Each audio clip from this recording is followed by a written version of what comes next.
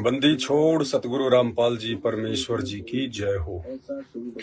परमपिता परमात्मा सारी सृष्टि के रचनहार, कुल मालिक, असंख्य ब्रह्मांडों के स्वामी, जगत गुरु, तीनों लोकों में प्रवेश करके सबका भरण पोषण करने वाले राजाधिराज, आत्माधार, नाथों के नाथ, देवों के देव महादेव, सर्वेश्वर महेश्वर, मृत्युंजय, अजरो अमर, आदि अनादि, सनातनी प्रभु, जगत पिता जगदीश्वर, श्री श्री 1008 की उपाधि के वास्तविक अधिकारी, अकाल मूरत, शब्द स्वरूपी राम वासुदेव, सर्वगतम ब्रह्म, परम पूज्य, प्रथम पूज्य, परम संत, परम पुरुष, परम धनी, परम दयालु, सत्य कबीर, हक्का कबीर, अल्लाहु कबीर, अल्लाहु अकबर, बाखबर, अल्लाह ताला, जगत के तारणहार, जगत के मुक्तिदाता, जगत के जगन्नाथ, हारे के सहारे, हिंदुओं के राम, मुसलमानों के अल्लाह, सिखों के वाहिगुरु, ईसाइयों के मसीह,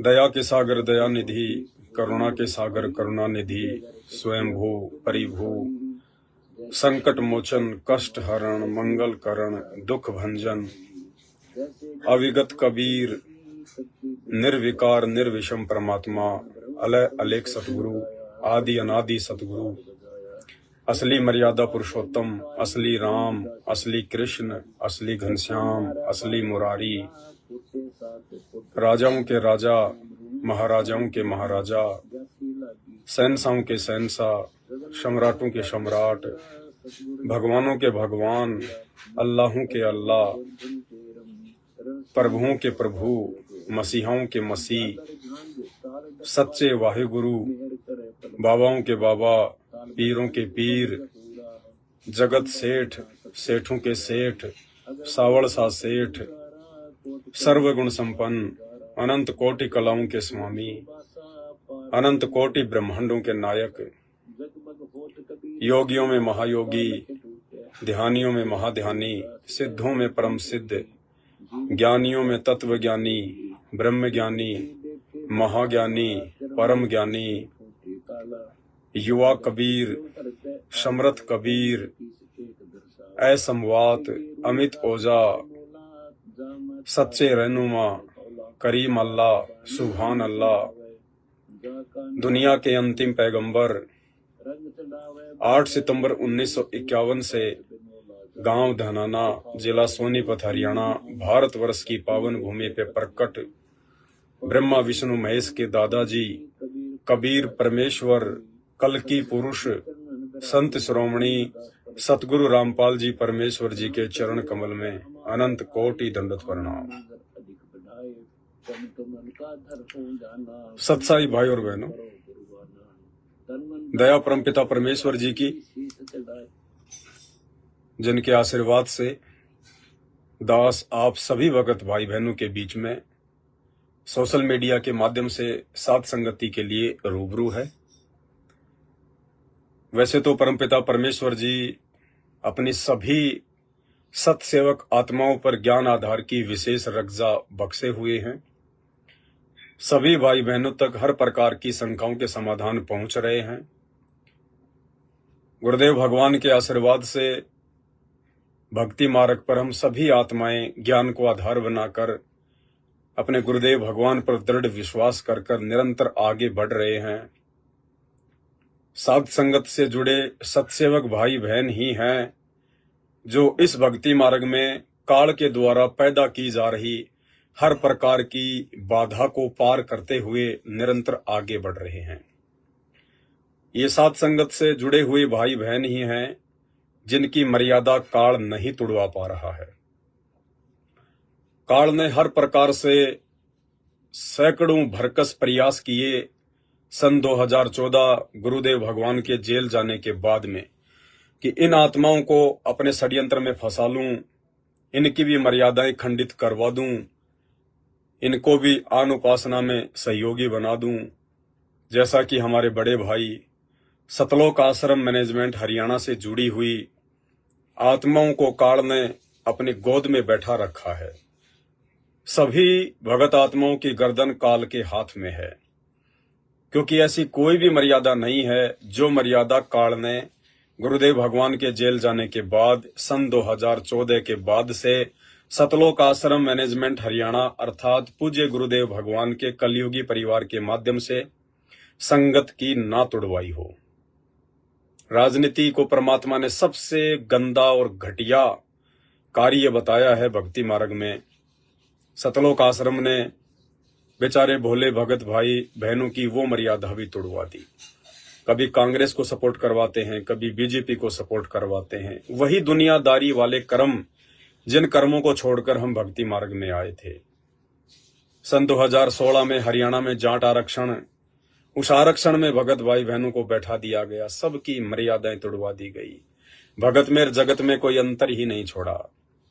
और भी बहुत सारे कुकर्म, राजस्थान के गैंगस्टर आनंदपाल सिंह की सीबीआई जांच का समर्थन करवाना और 5 लाख रुपया भगत समाज के दान का राजपूत करणी सेना को चंदे के रूप में देना, अनेकों तरह से मर्यादाएं तुड़वाई है। लेकिन सत्सेवकों पे काल का ये षड्यंत्र काम नहीं कर पाया। उसकी कोई भी प्लानिंग, उसका कोई भी डर सत्सेवकों के ऊपर काम नहीं कर पाया, क्योंकि सत्सेवकों पर परमात्मा की विशेष रजा, विशेष मेहर। भाई और बहनों, ज्यादा से ज्यादा 3 से 4 साल की बात है, ज्यादा से ज्यादा 3 से 4 साल वो होगा जो आज से पहले सदियों में नहीं हुआ, जो युगों में नहीं हुआ, जो सतयुग में नहीं हुआ, त्रेता युग में नहीं हुआ, जो द्वापर में नहीं हुआ, जो आज से पहले कलयुग में नहीं हुआ। 2028 के बाद वो धरती पर घटित होने जा रहा है। सतगुरु रामपाल जी भगवान पूर्ण परमात्मा के रूप में जनमानस के सामने उभर कर आएंगे। संत रामपाल जी परमेश्वर के अलावा धरती पर किसी को कोई भी भगवान नजर नहीं आएगा। हिंदू जिसे अपना सच्चा रहनुमा कहेंगे, मुसलमान जिसे अपना सच्चा रहनुमा कहेंगे, हिंदू जिसे अपना भगवान कहेंगे, ईसाई जिसे अपना मसीहा कहेंगे और सिख भाई जिसे अपना वाहे गुरु कहेंगे। सभी धर्मों के सभी लोग सदियों से चली आ रही अपनी उन परंपरागत और आदि अधूरी भक्ति साधनाओं को छोड़कर, त्याग कर, सभी बुराइयों से दूर होकर, विकारों से दूर हटकर, ना मुसलमान बकरे मारेगा, ना बकरा ईद मनाएगा, ना हिंदू शराब पिएगा, ना होली दिवाली मनाएगा, ना ईसाई क्रिसमस मनाएगा और चर्चों में जाएगा, ना सिख भाई लोहड़ी मनाएंगे और ना ही गुरुद्वारों में जाएंगे। घर घर में गुरुद्वारा स्थापित हो जाएगा, घर घर में मस्जिद और मंदिर स्थापित हो जाएगी, घर घर में चर्च स्थापित हो जाएगा। यानी सतगुरु रामपाल जी भगवान से नाम उपदेश लेने के बाद उन्हीं को अपना भगवान, अल्लाह, सच्चा रहनुमा, वाहे गुरु मानकर सभी धर्मों के सभी स्त्री पुरुष अपने घर पर ही उनका दरबार लगाकर, गुरु का दरबार लगाकर ज्ञान को आधार बनाकर भक्ति करेंगे। ये वर्तमान में थोड़ा अविश्वसनीय लग रहा है, लेकिन ऐसा ही होगा जो आज से पहले नहीं हुआ। ये बातें उन भाई बहनों को बहुत अच्छे से समझ में आती हैं जो सतगुरु रामपाल जी भगवान की शरण में हैं, जो उनके सत्संग सुन रहे हैं। आने वाले दिनों में सबको समझ में आएंगी, क्योंकि ये 2028 तक का जो समय है, ये युग परिवर्तन का समय है। बार बार आप लोगों को ये बातें बताई जाती हैं ताकि आपके दिमाग में ये बातें बैठ जाएं। हम जिस समय में जी रहे हैं, ये कोई सामान्य समय नहीं है, ये युग परिवर्तन का समय है। 2024 से स्टार्ट हो चुका है, 28 तक इसे कंप्लीट होना है। सत्ययुग जैसा माहौल इस कलयुग में स्थापित होगा। सतयुग से भी अच्छा समय इस कलयुग में आएगा। ना कोई धर्म रहेगा, ना कोई जाति रहेगी, ना कोई संप्रदाय रहेगा। सब लोग एक मानव धर्म की छत्र छाया में, सतगुरु रामपाल जी भगवान की छत्र छाया में, उन्हीं से उपदेश प्राप्त करके अपनी भक्ति किया करेंगे। आज इंसान इंसान जैसा जरूर दिखाई देता है, लेकिन उसके गुण, कर्म, धर्म, लक्षण जानवर से भी गए गुजरे हो चुके हैं, जानवर से भी गए गुजरे। आज इंसान में और भेड़िए में कोई अंतर नहीं है। आज इंसान में और कुत्ते में कोई अंतर नहीं है। कुत्ता और भेड़िया भी मांस खाता है, इंसान भी मांस खाता है। वो कुत्ता उससे अच्छा, कुत्ता चाय नहीं पीता, कुत्ता शराब नहीं खाता, लेकिन ये इंसान शराब पीता है, चाय पीता है, क्योंकि चाय भी एक बहुत बड़ा नशा है। 99% लोगों को नहीं पता, लेकिन चाय शराब से भी भयंकर नशा है। ये स्लो पॉइजन है। ये हमारे देश में अंग्रेजों के द्वारा, ब्रिटिश कंपनी के द्वारा, ईस्ट इंडिया कंपनी के द्वारा लाया गया था। चाय का पौधा हमारे देश का पौधा नहीं है, हिंदुस्तान का पौधा नहीं है। जब सन 1616 में ईस्ट इंडिया कंपनी पहली बार भारत में आई, तो अंग्रेजों ने हर प्रकार से एक रिहर्सल करी कि भारतीयों को हम कैसे जीत सकते हैं। हम इनको बुद्धि में जीत सकते हैं, या इनको शारीरिक ताकत से जीत सकते हैं, या कैसे जीत सकते हैं। उन्होंने एक रिहर्सल करी। एक किसान भाई खेत में हल जोत रहा था, 2-4 अंग्रेजों ने अचानक से उसके ऊपर धावा बोल दिया, लेकिन उस किसान भाई ने अगले 5 मिनट के अंदर अंदर उन दोनों हट्टे कट्टे अंग्रेजों को धूल चटा दी, उनको जमीन में नीचे पटक दिया, उनको दोनों को दबा लिया अकेले ने। ऐसे 2-4 प्रयोग अंग्रेजों ने किए, तो अंग्रेजों को लगा कि भाई शारीरिक ताकत के मामले में हम भारतीयों को पराजित नहीं कर सकते हैं, तो कैसे करें, क्या करें। तो उन्होंने ये जानना चाहा कि भारतीयों में इतना बल कैसे है, इनमें इतनी ताकत कैसे है, इतनी शारीरिक पावर कहां से मिलती है इनको। तो उनको पता चला कि ये लोग सुबह उठते ही छाछ पीते हैं, दही खाते हैं, आधा बिलोया हुआ दही पीते हैं, मट्ठा खाते हैं, घी खाते हैं। इन लोगों के फालतू के कोई डिमांड नहीं है, फालतू के इनके मन में कोई गंदगी नहीं है, चरित्र से ये लोग पाक साफ हैं। इस कारण से इन लोगों का शरीर हट्टा कट्टा है। तो अंग्रेजों ने देखा अगर इसी प्रकार से ये लोग दूध, दही, छाछ, मक्खन, घी खाते रहे, तो हम तो कभी भी इनके ऊपर राज नहीं कर पाएंगे। तो अंग्रेज बिलायत से, इंग्लैंड से एक चाय का पौधा लेके आए, और भारत के दक्षिणी हिस्से में, केरला में, मुन्नार में, आसाम में, इधर उन्होंने चाय की खेती करवानी शुरू कर दी,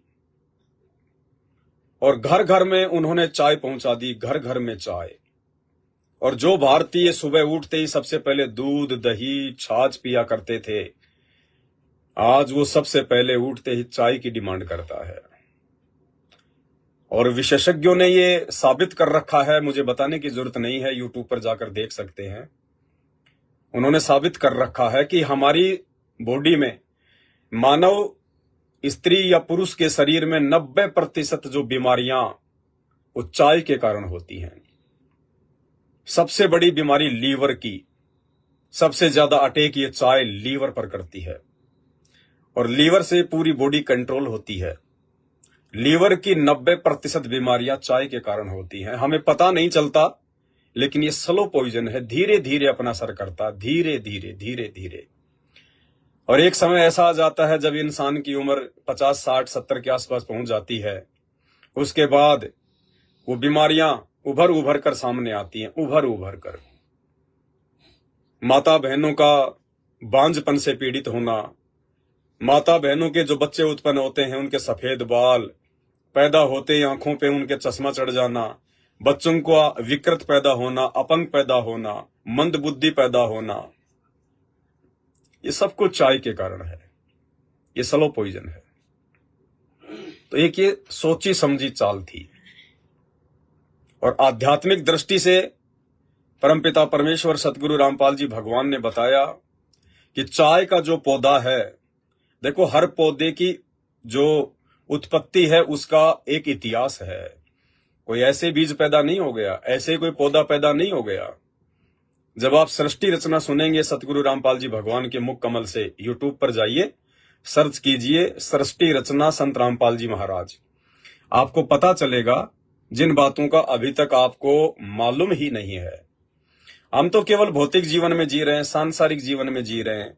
अरे इससे बढ़कर एक आध्यात्मिक जीवन है, भक्ति जीवन है, जिस जीवन की तो दुनिया को छींट भी नहीं पड़ी अभी तक। और उस आध्यात्मिक जीवन की जानकारी के बिना चाहे देश का राष्ट्रपति हो, चाहे प्रधानमंत्री, चाहे रंक, सबका जीवन बर्बाद है। अगला जन्म 84 लाख योनियों में गधे कुत्ते की योनि से शुरू होता है, क्योंकि भगवान के दरबार में कोई राजा नहीं देखा जाता, कोई गरीब या रंक नहीं देखा जाता। वहां तो भक्ति देखी जाती है कि यह मनुष्य शरीर आपको भक्ति करने के लिए प्रदान किया गया था। बाकी तो 84 लाख योनियों में गधे कुत्ते सुअर कीट पतंग मक्खी मच्छर मछली, पता नहीं 84 लाख प्रकार की योनियां हैं। वो लोग ना भक्ति करते, ना उनको पता, ना वो मंदिर जाते, ना उनको मंदिर उनको बनाने आते, नंगे घूमते हैं। ये बुद्धि परमेश्वर ने केवल इंसान को दी है, स्त्री पुरुष को दी है। और ये बुद्धि केवल परमात्मा की पहचान करके, भक्ति करके, सच्चे गुरु की तलाश करके, उसकी शरण में आकर और फिर सदा सदा के लिए मोक्ष प्राप्त करने के लिए दिया है परमात्मा ने। तो अभी 99.99% दुनिया आध्यात्मिक मार्ग से अपरिचित है। और थोड़े बहुत लोग यदि भक्ति कर भी रहे हैं तो कोई मंदिर में जाके अपना समय बर्बाद करता है, कोई मस्जिद में जाके समय बर्बाद करता है, कोई चर्च और गुरुद्वारों में जाके अपना अनमोल समय बर्बाद करता है, क्योंकि पत्थरों में भगवान नहीं है। कबीर परमेश्वर कहते हैं, पत्थर पूजे हरि मिले तो मैं पूजूं पहाड़। और इससे तो चक्की भली जो पीस खाए संसार। सरेआम कहा करते थे परमात्मा अपनी वाणियों में कि पत्थर पूजे भगवान मिले तो मैं पूज लूं पहाड़। कि भाई अगर एक छोटा सा पत्थर पूजने से, एक छोटे से पत्थर की मूर्ति बनाई जाती, हनुमान जी की, माता जी की, राम जी की, श्री कृष्ण जी की, राधा जी की, या और किसी देवी देवता की, तो कबीर साहिब कहते हैं अगर वो छोटा सा पत्थर पूजने से अगर भगवान मिलता हो तो भाई मैं तो पहाड़ की पूजा कर लूं, पहाड़ की, मुझे तो बहुत जल्दी भगवान मिलेगा। लेकिन कहते हैं ये सब पाखंड है, ढोंग है, आडंबर है, शास्त्रों के विरुद्ध है, भक्ति के विरुद्ध है, देखा देखी भेड़ चाल में चल रहे हो। पत्थर पूजे हरि मिले तो मैं पूजूं पहाड़, इससे तो चक्की भली जो पीस खाए संसार। अरे तुम्हारे उन भगवानों से, उन पत्थरों के भगवानों से तो आटा पीसने वाली जो चक्की आती है, उसके जो पाट आते हैं दो, वो पत्थर के बने होते हैं। कहते हैं वो पत्थर से बने पाट तुम्हारे इन पत्थरों के भगवान से लाख गुना अच्छे हैं। कम से कम वो खाना खाने के लिए, पेट की भूख बुझाने के लिए आटा तो पीस रहे हैं। तुम्हारे भगवान तो उतना काम भी नहीं करते ये पत्थरों के। अरे इंसान जीवित है, इंसान जो है वो चेतन है। चेतन का मतलब जिसमें चेतना होती है, जो बोल सकता है, देख सकता है, चल सकता है, समझ सकता है, खा सकता है, उसको कहते हैं चेतन। इंसान चेतन है। और चेतन होकर वो पूजा किसकी करता है? जड़ की। जड़ यानी पत्थर, लोहा, सोना, चांदी, उनसे बनी मूर्तियां जो जड़ हैं। जड़ का मतलब जो केवल एक जगह ही पड़ा रहता है, जो ना बोल सकता, ना चल सकता, ना उठ सकता, ना बैठ सकता, ना खा सकता, ना बात कर सकता। तो कहते हैं हे मानव शरीरधारी प्राणी, तू डींग मारता है कि मैं 21वीं सदी का इंसान हूं। इंसान चांद पर जा चुका है, हम 21वीं सदी में जी रहे हैं, विज्ञान ने इतनी उन्नति कर ली। तो परमेश्वर कहते रहे नालायक, विज्ञान ने तो उन्नति कर ली लेकिन तूने तो नहीं करी। तू तो वहीं का वहीं पड़ा है। चेतन होके जड़ को पूज रहा है, इंसान होके तू पत्थरों को पूज रहा है। तू काहे का इंसान है, काहे का 21वीं सदी में जी रहा है। तू तो आज भी आदि मानव है, दिमागी रूप से तू आज भी आदि मानव है, आदि मानव। और ये 10, 20, 40, 50 साल का जीवन भोग के फिर वापस गधे कुत्ते सूअर की योनि में जाएगा बिना भक्ति के। शास्त्र पढ़ के देखो, शास्त्र 4 वेद, गीता जी, 18 पुराण, 6 शास्त्र, मनुस्मृति, कुरान, पुराण, बाइबल, तौरेत, जबूर, इंजल, गुरु ग्रंथ साहिब, बाइबल, ये पढ़ के देखो। लेकिन ये ऐसे पढ़ने से समझ में नहीं आती, इनको पढ़ाने वाला चाहिए। और इन सभी शास्त्रों को सही सही से पढ़ाने वाला, इन सभी शास्त्रों का निष्कर्ष निकाल कर हमें समझाने वाला कि भगवान कौन है, परमात्मा कौन है, किसकी भक्ति करनी चाहिए। हिंदुओं का असल में अल्लाह कौन है, मुसलमानों का असल में भगवान कौन है, ईसाइयों का असल में मसीहा कौन है, सिखों का असल में वाहे गुरु कौन है। इस बात की जानकारी वर्तमान में पूरी सृष्टि में एकमात्र तत्वदर्शी संत सतगुरु रामपाल जी परमेश्वर जी के पास है। बाकी भटक भटक के मर जाओ, पत्थरों पे सिर पटक पटक के मर जाओ, लेकिन परमात्मा नहीं मिलेगा। तो भाई और बहनों, दुनिया समझेगी लेकिन अपनी दुर्गति करवाने के बाद में समझेगी। हिंदू भी समझेगा, मुसलमान भी समझेगा, ईसाई भी समझेगा, सिख भी समझेगा और झक मरा कर समझेगा, लेकिन अपनी दुर्गति करवा कर समझेगा। 2028 के बाद समझेगा। और जो समझ चुके हैं, जो सतगुरु रामपाल जी भगवान की शरण में आ चुके हैं, उनका सौभाग्य, उनका परम सौभाग्य, वो भक्ति का रस पी रहे हैं। आने वाले युग परिवर्तन के समय में अपने बचाव का रास्ता खोज रहे हैं। भगवान की भक्ति करके उसको प्रसन्न कर रहे हैं, उसको राजी कर रहे हैं। आने वाले दिनों में जब महायुद्ध होगा, आसमान से गोले गिरेंगे, तरह तरह के वेपन्स निकल के आएंगे, प्राकृतिक आपदाएं आएंगी, महामारियां आएंगी, बाढ़, भूकंप, अतिवृष्टि, ओलावृष्टि, भूकंप। उस समय जो भय और दहशत का माहौल पूरी दुनिया में होगा, उस भय और दहशत के माहौल में दृढ़ होकर भक्ति करके अपने आप को सुरक्षित बनाने के लिए केवल कुछ ही आत्माएं हैं जो भक्ति पर लगी हुई हैं, जो सतगुरु रामपाल जी भगवान के भगत कहे जाते हैं। तो दुनिया तो 2028 के बाद में समझेगी। दुनिया की अपनी राम कहानी अलग है, लेकिन आप और हम पे जो परमेश्वर ने दया बख्श दी है, हमने सतगुरु रामपाल जी भगवान की इस दया को, इस मेहर को यूं ही बरकरार रखना है, बना कर रखना है। अब हमने किसी भी ऐरे गहरे नत्थु बैरे के चक्कर में नहीं आना है। साध संगति से जुड़े हुए भगत भाई बहनों को परमात्मा ने एडी से लेकर चोटी तक ज्ञान में रंग दिया है। ये वो आत्माएं हैं जिनको ब्रह्मा विष्णु महेश भी धरती पर उतरकर भ्रमित नहीं कर सकते, ज्ञान में पराजित नहीं कर सकते। फिर यहाँ के छोटे मोटे संत, महंत, साधु, महात्मा, मंडलेश्वर, शंकराचार्य, इनकी तो औकात ही क्या है। लेकिन फिर भी काल पूरी कोशिश करेगा कि जिन आत्माओं को अभी तक नहीं तोड़ा जा चुका है, देखो दुनिया तो पहले से ही टूटी पड़ी है। दुनिया तो वही टूटी फूटी काल की आधी अधूरी नरक में जाने वाली, 84 में जाने वाली भक्ति कर रही है। कुछ एक आत्माएं थी जिन पे परमात्मा ने दया बख्शी, वो संत रामपाल जी के भगत कहलाते हैं। लेकिन संत रामपाल जी के भक्तों को भी सन 2014 उनके जेल जाने के बाद उन्हीं के परिवार के माध्यम से, सतलोक आश्रम मैनेजमेंट हरियाणा के माध्यम से काल ने बुरी तरह से ठग लिया है।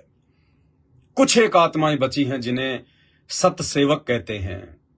काल ने कोशिश बहुत करी झपट्टा मारने की, लेकिन परमात्मा ने सात संगतियों के माध्यम से अपने बच्चों को ज्ञान आधार से दृढ़ बनाए रखा, विश्वासी बनाए रखा, नहीं तोड़ पाए। लेकिन वो पूरी कोशिश करेगा और अंतिम समय तक करता रहेगा कि जितनों को तोड़ सकूं उतनों को तोड़ लूं। तो वो अपनों के माध्यम से प्रयास करवाएगा, क्योंकि ये तत्व ज्ञान होने के बाद संत रामपाल जी के भक्तों को कोई शंकराचार्य भी नहीं तोड़ सकता। जगत वाले भ्रमित नहीं कर सकते। 2, 4, 5% मूर्खों की तो बात छोड़ दीजिए, वो तो जन्म से ही भ्रमित होते हैं। बाकी उनके 90% भक्तों को संसार वाले, जगत वाले, दुनिया वाले भ्रमित नहीं कर सकते, क्योंकि हमने शास्त्रों की जो जड़ है वो देख ली है। इन भगवानों की, ब्रह्मा विष्णु महेश की, 33 करोड़ देवी देवताओं की, काल की, महाकाल की, मुसलमानों के अल्लाहों की, इन सब की औकात, इनकी जड़ परमात्मा ने सत्संगों के माध्यम से दिखा दी है। इसलिए दुनिया वाले हमें भ्रमित नहीं कर सकते। इसलिए काल यदि चाल चलेगा भ्रमित करवाने के लिए, तो भगत भाइयों के माध्यम से ही करवाएगा। सतलोक आश्रम मैनेजमेंट हरियाणा ने बहुत प्रयास किए तोड़ने के, लेकिन नहीं टूट पाए। फिर कुछ एक लोग जो सात संगतियां छोड़ छोड़ के अपनी खुद की कमजोरी के चलते जो परमात्मा से दूर होकर बकवाद करने लग गए थे, उनके माध्यम से काल ठगने का प्रयास करेगा। कुछ एक इस तरह के लोग जो ना खुद भक्ति करते हैं ना दूसरों को भक्ति करने देते हैं, वो साकट की श्रेणी में है।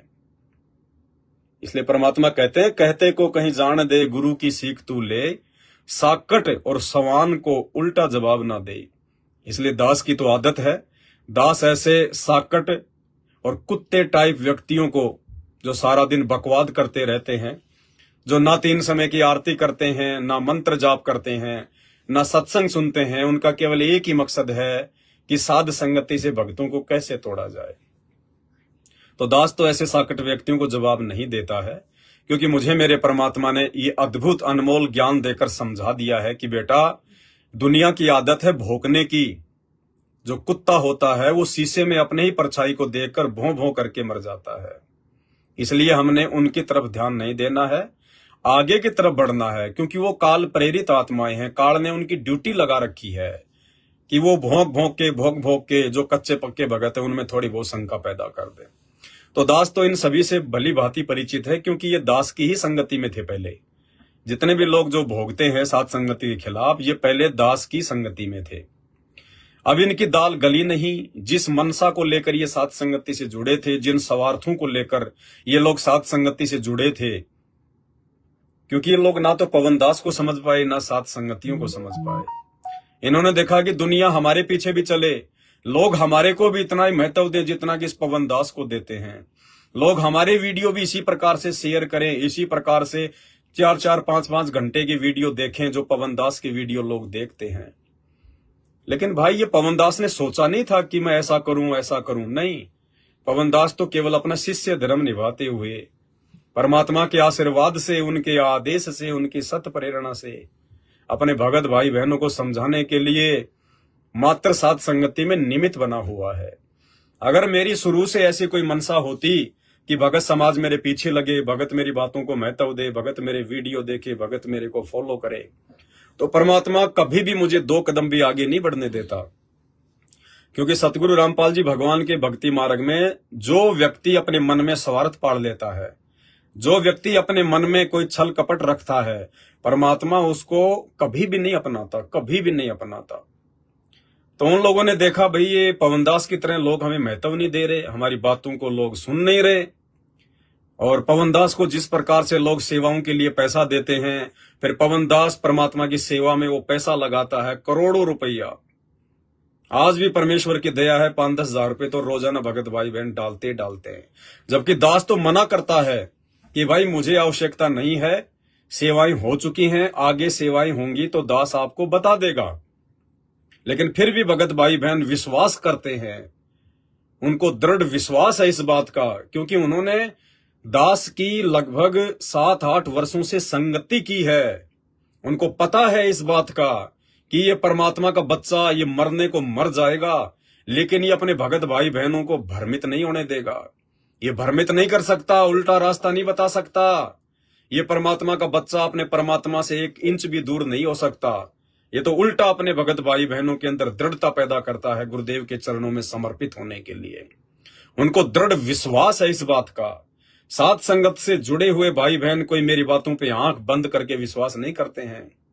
परमात्मा ने सबसे ज्ञानी आत्माएं साध संगति से जोड़ रखी हैं। ये लोग मेरा वीडियो देखते हैं पहले, चाहे 2 घंटे का हो चाहे 4 घंटे का हो। उसके बाद ये लोग निष्कर्ष निकालते हैं कि वास्तव में हमारा गुरु भाई जो कह रहा है, ये सारी की सारी बातें हमारे परमात्मा के ज्ञान से एज इट इज मेल खाती हैं। इसलिए सभी भाई बहन फिर पवन दास की बातों को फॉलो करते हैं, वीडियो को शेयर करते हैं, लाइक करते हैं, भाई बहनों को समझाने के लिए आगे भेजते हैं। तो ना चाहते हुए भी भगत भाई बहन 5-10 हजार रुपए तो रोजाना दास के पास में भेज ही देते हैं।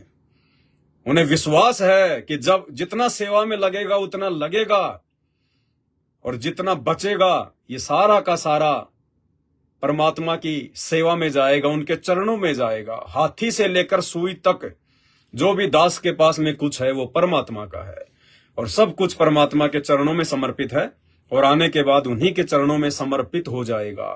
भले लाखों के मोबाइल हैं, लाखों की गाड़ियां हैं, सब कुछ परमात्मा ने परिपूर्ण कर रखा अपने इस कुत्ते को, क्योंकि परमात्मा धरती पर है। इस कुत्ते की कोई इच्छा नहीं कि परमात्मा मुझे गाड़ी दे, मुझे लाखों के मोबाइल दे, मुझे हर प्रकार की सुविधा से परमात्मा लैस करे। नहीं, इस पवनदास कुत्ते की तो भगवान से एक ही अर्ज है, परमात्मा भले ही एक टाइम की रोटी दे देना, परमात्मा भले ही जमीन पे ही सुलाना मालिक, लेकिन अपने चरणों से दूर मत करना, अपनी भक्ति से दूर मत करना। इस कुत्ते की भाई बहनों की सेवा के एक भी रुपए में कोई आस्था नहीं है कि ये मेरा है, ये मेरा है। जिस दिन मेरा मेरी होने लगी उसी दिन परमात्मा पिछवाड़े पे लात मार देगा कि तेरे जैसे 336 भगत है मेरे।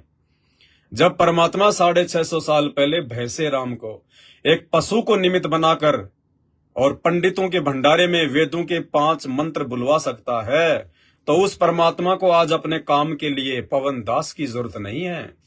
वो समर्थ है, वो तो आकाशवाणी के माध्यम से भी अपना काम कर सकता है। उसको तो ना पशु की जरूरत है ना इंसान की जरूरत है। ये तो दास का कोई पुरबला भाग है, कोई संस्कार है जो परमात्मा ने इस कुत्ते को इस सेवा के लिए निमित्त बनाया, साध संगति के लिए। मेरे भी अच्छे कर्म बन रहे हैं और मेरे भगत भाई बहनों के भी अच्छे कर्म बन रहे हैं। तो भाई, पवन दास से राग द्वेष और ईर्ष्या रखकर आप कभी भी सतगुरु रामपाल जी भगवान को प्राप्त नहीं कर सकते। भले आप अपने आप को भगत समझ रहे हैं, आप उनके सत्संग सुन रहे हैं, भक्ति कर रहे हैं, लेकिन पवन दास को परमात्मा ने साध संगति के लिए निमित्त बनाया है। ये पवन दास कोई अपनी मर्जी से खड़ा नहीं हुआ है। आने वाले समय में तो सबकी आंखें खुल जाएंगी। आज भले देखा देखी में गुरुद्रोही फलाना द्रोही कोई दिक्कत नहीं है, कहने को तो दुनिया हमारे गुरुदेव को भी देशद्रोही कहती है। हरियाणा सरकार ने उन पर देशद्रोह का मुकदमा लगा रखा है, सजा कर रखी है। पूरे हरियाणा में किसी से भी जाके उनका नाम ले लो, देशद्रोही देशद्रोही। लेकिन हमें पता है कि देशद्रोही क्या होता है, देशद्रोही की क्या परिभाषा है, देशद्रोही के क्या लक्षण होते हैं। तो इसी प्रकार जो ज्ञानी आत्माएं हैं, जो तत्व ज्ञान को आधार बना चुकी हैं, साध संगति से जुड़ी हुई हैं, उन्हें अच्छे से पता है कि गुरुद्रोही की क्या परिभाषा होती है, गुरुद्रोही के क्या लक्षण होते हैं। इसलिए भाई और बहनों, ये जो साध संगति से जो जुड़े हुए हीरे मोती लाल हैं परमात्मा के, ये जितने टूटने थे उतने टूट चुके हैं। काल ने अपने एजेंटों को निमित्त बनाकर साध संगतियों से जोड़कर और फिर साल 6 महीने साध संगति में रहकर फिर अपनी बकवाद करके जिन 10-20 आत्माओं को तोड़ कर ले गए, वो ले गए। वो कचरा था, उसको परमात्मा ने साध संगति में रखना भी नहीं था। अब जो आत्माएं हैं वो परमेश्वर के हीरे मोती लाल हैं। उन्हें आप साम दाम दंड भेद किसी भी प्रकार से नहीं तोड़ सकते। तो इसी कड़ी में ऐसी घटिया चाल चलते हुए, क्योंकि देखो जीव की बस की बात नहीं है भाई और बहनों, जीव कभी भी अच्छा बुरा कर ही नहीं सकता। जीव अगर अच्छा करता है तो उसका श्रेय परमपिता परमेश्वर को जाता है, सतगुरु रामपाल जी भगवान को जाता है, क्योंकि अच्छा हमेशा परमात्मा ही करवा सकता है। और जीव यदि कोई बुरा कर्म करता है तो उसका श्रेय इस काल को जाता है। ये काल अपने कुप्रेरणा करके जीव को मजबूर करके उसी के कुसंस्कारों के माध्यम से जीव से उल्टे कर्म करवाता, उसके कर्म फुड़वा देता है। तो जीव की औकात नहीं है। आज चाहे सतगुरु रामपाल जी भगवान का कलयुगी परिवार, उनके बेटा बेटी भाई बंधु रिश्तेदार जितने भी भक्ति विरुद्ध कुकर्म इन आश्रमों में कर रहे हैं, संगत से करवा रहे हैं, ये इनकी बेचारों की औकात नहीं है। ये तो आप और हमारे जैसे जीव हैं, भगत हैं, लेकिन इनके कुसंस्कार, इनके माड़े कर्म, इन्होंने मर्यादाएं तोड़ दी, गुरु को भगवान नहीं माना, और ऐसी आत्माओं को काल अपना मोहरा बनाता है, अपना एजेंट बनाता है, अपना दलाल बनाता है, और फिर उन आत्माओं के माध्यम से बाकियों के भी जो है वो कर्म फुड़वाता है। और ऐसी स्थिति में सतगुरु रामपाल जी भगवान संगत की जो है वो परीक्षा ले लेता है। परमात्मा चुप हो जाता है कि बहुत अच्छा काम हो गया, मैंने भी ज्ञान अच्छे से दिया हुआ है, 28 साल हो गई, ज्ञान देने में कोई कमी नहीं छोड़ी, और अब ये काल इन आत्माओं को तोड़ने का प्रयास कर रहा है। तो काल के तोड़ने में मेरे भक्तों की परीक्षा हो जाएगी, छटनी हो जाएगी कि किसने मेरे ज्ञान को समझा है और कौन मेरे ज्ञान पर चल पाएगा। इसलिए परमात्मा भी परीक्षा के समय में साइलेंट हो जाते हैं। तो ऐसे ही एक भाई हैं, रामचंद्र जी हैं कानपुर से, जो पहले साध संगति से जुड़े हुए थे, जिनकी मानसिक तबीयत वर्तमान में बहुत बुरी तरह से डिस्टर्ब हो चुकी है। उनके मुंह से जूते और गालियां, मुंह में जूता ठूस दूंगा, मुंह में जूता ठूस दूंगा। आपने सुना होगा एक ऑडियो, उत्तर प्रदेश के स्टेट कोऑर्डिनेटर संजीव हुड्डा की और रामचंद्र जी की। ये गाली गलौच इनके अलावा कुछ नहीं है इनके पास में। जिस मकसद से ये लोग साध संगति से 2020 से दूर हुए थे, ये सोचकर कि हम भी पवन दास की तरह अलग से साध संगतियां करेंगे, लाखों की संगत हमारे साथ भी जुड़ जाएगी, लाखों में दान धर्म का पैसा हमारे पास में भी आने लगेगा। लेकिन भैया ये जीव की सोच से नहीं होता। ये तो परमात्मा जिसके ऊपर रजा करता है, जिस पर मेहर करता है, जिसको परमात्मा ने खड़ा करना होता है अपना आशीर्वाद देकर, वही आत्मा खड़ी हो सकती है। उसी आत्मा के पीछे बाकी आत्माएं लग सकती हैं, उसकी बात को महत्व दे सकती हैं। अरे संगत तो सतलोक आश्रम मैनेजमेंट हरियाणा की ही बात को महत्व नहीं दे रही। संगत, एक भी व्यक्ति संगत में संत रामपाल जी के भाई, बेटा, बेटी, रिश्तेदार, जवाई, कोऑर्डिनेटर, किसी की बात को महत्व नहीं देता, एक भी व्यक्ति। लेकिन ये पवन दास जिसको परमात्मा ने खड़ा किया है, इस पवन दास की बातों पर लाखों की संगत विश्वास करती है, लाखों की संगत है। एग्जाम्पल देता हूं आपको, तब पता चलेगा कि हां कैसे करते हैं। आज सतलोक आश्रम मैनेजमेंट हरियाणा से जुड़ी हुई जितनी भी लाखों की संगत है, करोड़ों की संगत है, वो लोग सिर्फ और सिर्फ यदि उन आश्रमों में जाते हैं, सतलोक आश्रम मैनेजमेंट हरियाणा वालों की बात मानते हैं, कोऑर्डिनेटरों की बात मानते हैं, तो कोऑर्डिनेटरों में या गुरुदेव के उस कलयुगी परिवार में बेटा बेटी भाई बंधुओं में कोई योग्यता नहीं है, कोई ऐसा वो गुण नहीं है कि संगत उनकी बात माने। संगत केवल जो ऑडियो और वीडियो सतगुरु रामपाल जी भगवान के दिखाए जाते हैं, उन ऑडियो और वीडियो पे विश्वास करके इन लोगों की बातें मानती है। क्योंकि एक समय ऐसा आ गया था 2014 बरवाला कांड के बाद 2018 में साध संगतियों के माध्यम से जो प्रचार किया जा रहा था बरवाला कांड का, जो सच्चाई बताई जा रही थी, सतगुरु रामपाल जी भगवान के बेटा बेटियों के जो कुकर्म, कोऑर्डिनेटरों के कुकर्म, किसी की लड़की भगा ले गए, किसी की औरत भगा ले गए, कोई शादी कर रहा है, कोई शादियों में डीजे बजा रहा है, सतगुरु रामपाल जी भगवान के छोटे भाई महेंद्र उर्फ मोहनलाल के कुकर्म, उनके बेटों के कुकर्म, ये सारी बातें जब साध संगतियों के माध्यम से भगत समाज को वीडियो बना बना के बताई जा रही थी प्रमाणों के साथ, तो 2018 में एक समय ऐसा आ गया था, संगत तेजी से टूटने लगी, तेजी से लोग साध संगतियों से जुड़ने लगे। उसके बाद इन लोगों ने बहुत प्रयास किया, मुझदास के ऊपर मुकदमे भी करवाए, मुझदास के घर में आकर मुझे जो है लाठियों से भी मारा, पीटा, मुझे गाली गलोच निकाली, दुनिया भर की अफवाहें फैलाई, पैसा खा रहा है, 50 लाख रुपए खा गया, ये खा गया, लेकिन सबूत किसी के पास नहीं। संगत रुकने का नाम नहीं ले रही थी, साध संगतियों से जुड़ती जा रही थी। अंत में इन लोगों ने देखा कि भाई संगत तो हमारे हाथ से निकल जाएगी, ये तो पवन दास की बातों पे ज्यादा विश्वास करने लग गए। क्योंकि पवन दास जो वीडियो बनाता था वो ज्ञान आधार से होते थे, वो वीडियो आत्मा स्वीकार करती थी, वो आत्मा की खुराक होती है साध संगति की वीडियो। तो इन लोगों ने देखा कि संगत के ऊपर तुम्हारी बातों का कोई असर नहीं हो रहा, तुम्हारे दबाव का, तुम्हारे डर का कोई असर नहीं हो रहा, क्योंकि इनकी भक्ति समाप्त हो चुकी थी, इनके वचन में शक्ति नहीं थी। फिर इन्होंने तरीका अपनाया कि भाई संगत अगर बात मानेगी तो गुरुजी की मानेगी, गुरुजी के आदेश की आड़ में संगत को भ्रमित किया जा सकता है। तो इन्होंने 2018 में हिसार जेल के नाम से खुद ही लिख लिख के नीचे गुरुजी का नाम लिख के लेटर निकालने शुरू कर दिए, लेटर चिट्ठियां निकालनी शुरू कर दी कि पवन दास गुरुद्रोही है, मैंने पवन दास को गुरुद्रोही कर दिया है। धीरे धीरे इन्होंने संगत को डराना शुरू किया। लेकिन 2-4-5 महीनों में जब उन चिट्ठियों की भी वो पोल खुल गई कि ये चिट्ठियां नकली हैं, ये बनाई जाती हैं, गुरुदेव की तरफ से जेल से कोई चिट्ठी नहीं आ रही है, तो फिर संगत संभल गई। फिर इन्होंने देखा संगत फिर हाथ से निकल रही है, फिर इन्होंने ऑडियो निकालनी शुरू कर दी। इन्होंने गुरुदेव को जाकर आम व्यक्ति समझकर, आम मानुष समझकर मुझ पवन दास के खिलाफ गुरुदेव को भड़काना शुरू कर दिया, उल्टी सीधी बातें बताना शुरू कर दिया कि गुरुदेव, वो पवन दास तो आश्रम खोलकर बैठ गया, वो पवन दास संगत को नाम देने लग गया।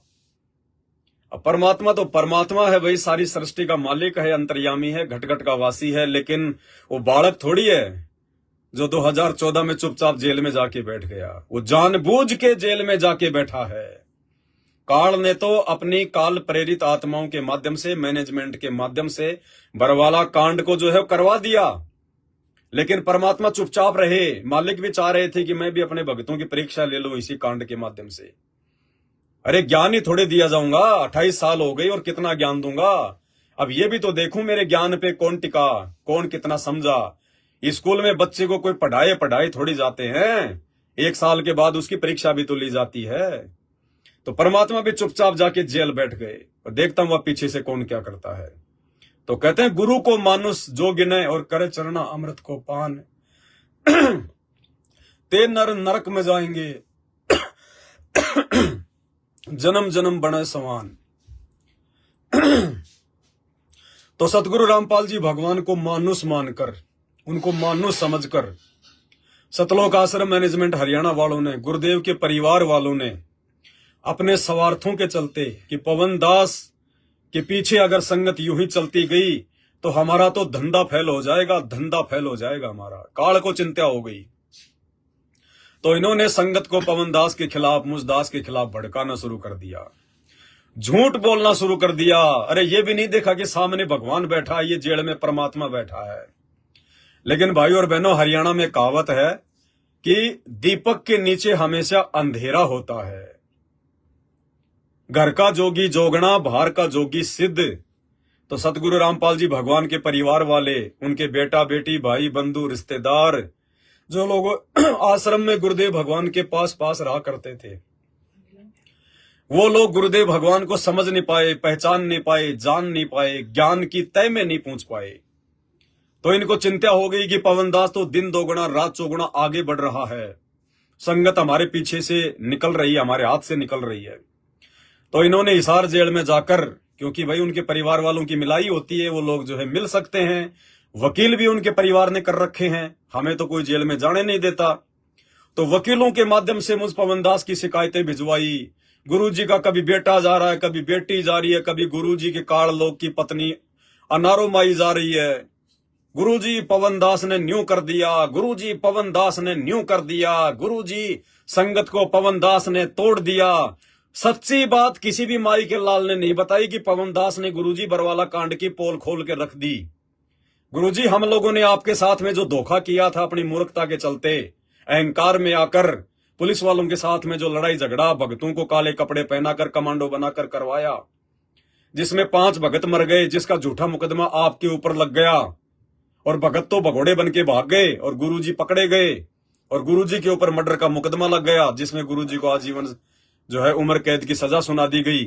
ये सच्चाई नहीं बताई उन्होंने, गुरुजी को मानुष समझकर, आम व्यक्ति समझकर, अपने धंधे को सुरक्षित रखने के लिए कि संगत हाथ से ना निकल जाए, मुझ पवन दास की बुराई करना शुरू कर दिया। गुरुजी वो नाम देने लग गया, वो गुरुद्रोही हो गया, संगत को तोड़ रहा है, आपकी बुराई करता है। ये नहीं बताया कि गुरुजी वो आपको भगवान बता रहा है। गुरुजी उसने तो आपको भगवान साबित कर दिया, आपको परमात्मा साबित कर दिया। उसने तो भक्तों के अंदर वो दृढ़ता भर दी आपके आशीर्वाद से कि ब्रह्मा विष्णु महेश भी आके उनका बाल बाका नहीं कर सकते। और गुरुजी उन्होंने तो हमारा धंधा फैल कर दिया।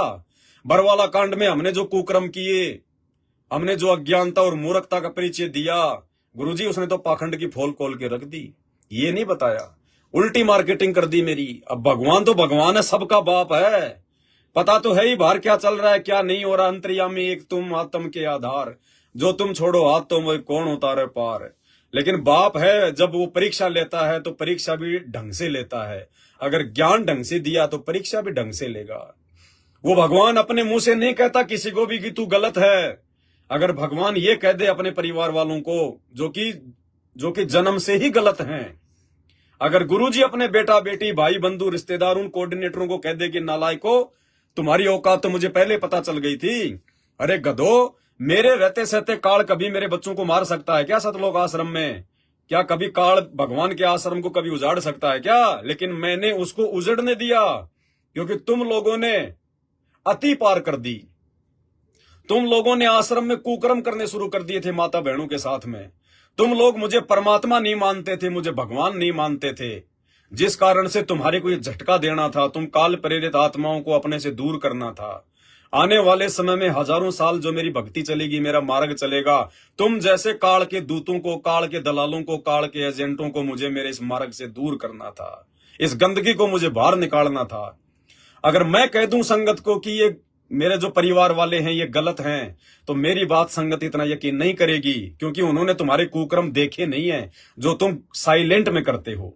इसलिए बरवाला कांड में परमात्मा चुपचाप रहे। और आज भाई बहन, आज आप सबके सामने है कि इस परमात्मा की संगत से गंदी राजनीति किसने करवाई।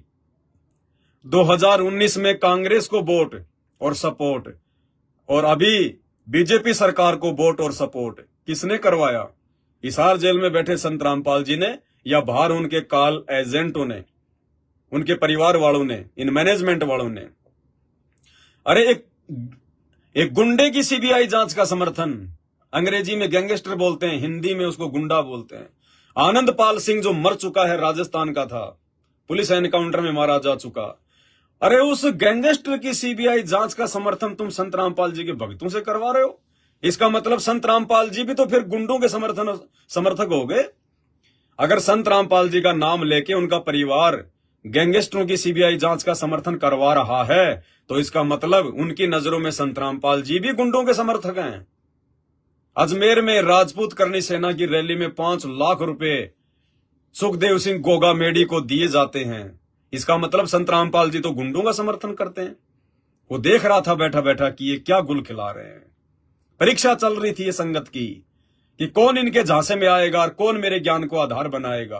कौन ये विचार करेगा कि संत रामपाल जी ने, मेरे गुरुदेव भगवान ने 28 साल में कब उन्होंने गैंगस्टरों की सीबीआई जांच का समर्थन किया। अरे हरियाणा में तो राजस्थान से ज्यादा गुंडे हैं, राजस्थान से ज्यादा गैंगस्टर हैं, माफिया हैं। तो 28 साल से संत रामपाल जी ने कभी किसी गुंडे का, किसी गैंगस्टर का समर्थन किया क्या? अरे भक्तों के दान का पैसा दे दे के कभी उनका समर्थन किया का? तो वो भगवान, वो अंतर्यामी, वो जेल में बैठकर देख रहा था कि देखता हूं ये काल कितना नीचे गिराता है मेरे परिवार को, और मेरे परिवार के झांसे में आकर कितने लोग मेरे मार्ग से दूर होते हैं, अर्थात मर्यादाओं को तोड़ते हैं। सब देख रहा था मालिक। तो इन्होंने सच्चाई नहीं बताई, पवन दास की उल्टी मार्केटिंग करनी शुरू कर दी। परमात्मा भी देख रहा था, भैया कर लो, जो मेरा है वो तो टूटेगा नहीं, और जो काल का है उसकी मुझे आवश्यकता नहीं है। तो इस पवन दास को, इस कुत्ते को 8 साल से इन्होंने मेरी वो दुर्गति करी है, इन्होंने मुझे वो दुख और दर्द दिया है, इन्होंने मुझे इतनी मार लगाई है, इतना मुझे पीटा है, इतना मुझे इन्होंने संगत से बेइज्जत किया है।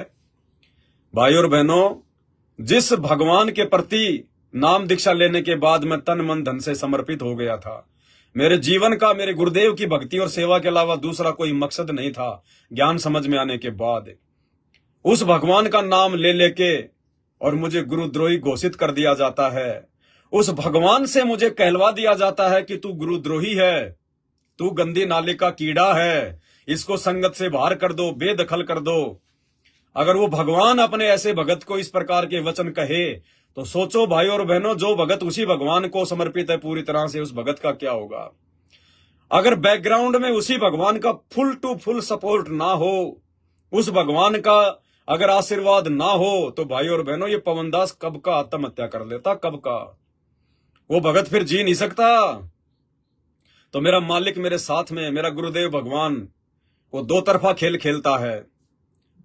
हर समय परमात्मा मेरे साथ रहा। मालिक ने मुझे हिम्मत दी कि बेटा, जैसे कुम्हार घड़े के अंदर हाथ रखता है, ऊपर से चोट मारता है, तू मेरा घड़ा है, घड़ा।